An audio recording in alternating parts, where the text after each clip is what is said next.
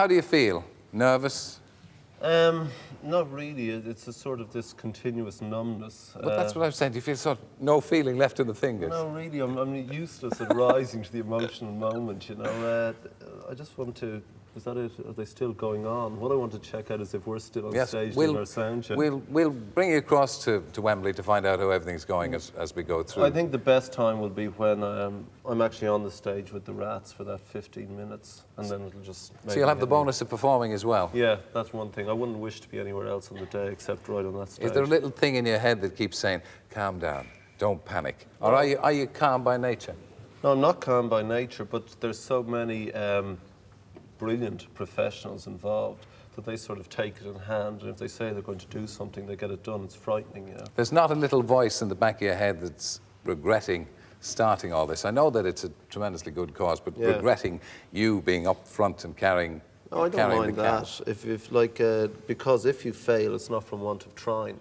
And it's something that you have to try with really everything you've got to do. Yeah, what can we expect tomorrow?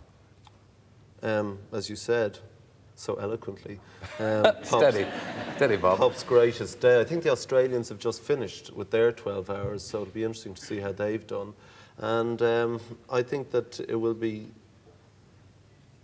wonderful, I think is the right word to use. And I think throughout the day, I think the whole romance of the thing will finally hit home when the Russian bands come in and you think of some kids in Siberia maybe getting drunk, having a party, watching us all here. Yeah. And in Philadelphia, it's nice.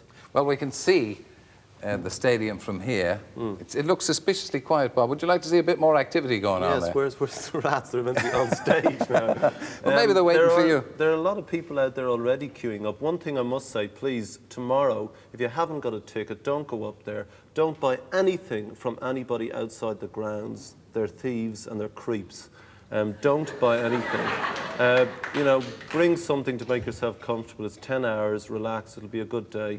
And please, again, if someone offers you something outside the grounds, T-shirt, books, tickets, don't buy them. Just go home and watch it for free on TV. That's important. Ah, I can see.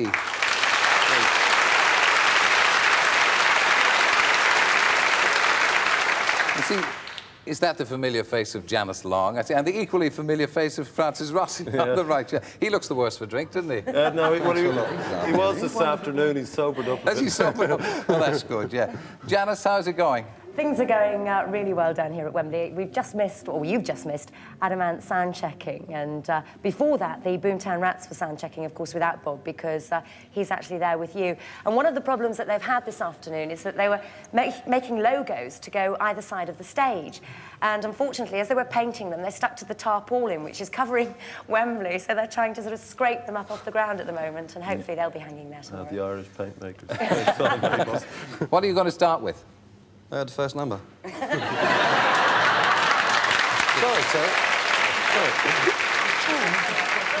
Sorry about that. That was a good one, wasn't it? It's my own fault, really, for calling you drunk, isn't it? Yeah. So what number are you going to play?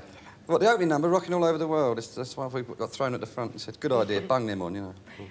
Yeah. Come in, Tel. Yeah, well, I think it's a good idea. How much have you raised so far? Out of what? From the record? Yeah, well, from the record, what? From the record, about 8 million quid, and then all the Band-Aid ideas around the world cumulatively is about $60 million. And then from stuff so far with the concert, it costs about $3.5 million to put on. That's even with everybody giving their services. Yes, because we're actually producing the show for the world. So it's like the BBC is doing it for here, but for the rest of the world, we have to put it on in Philadelphia, and the cost of that is a lot. And but we've paid for that from sponsorship, so any money that you send in tomorrow, which is the point of the whole thing, will be 100% of it again will get out to Africa. And while you're sitting there, in fact, if you're thinking of going out tonight, don't, and keep the money in your pocket and keep it there in your sweaty little hands until tomorrow when you kick off, and go for it and enjoy yourselves.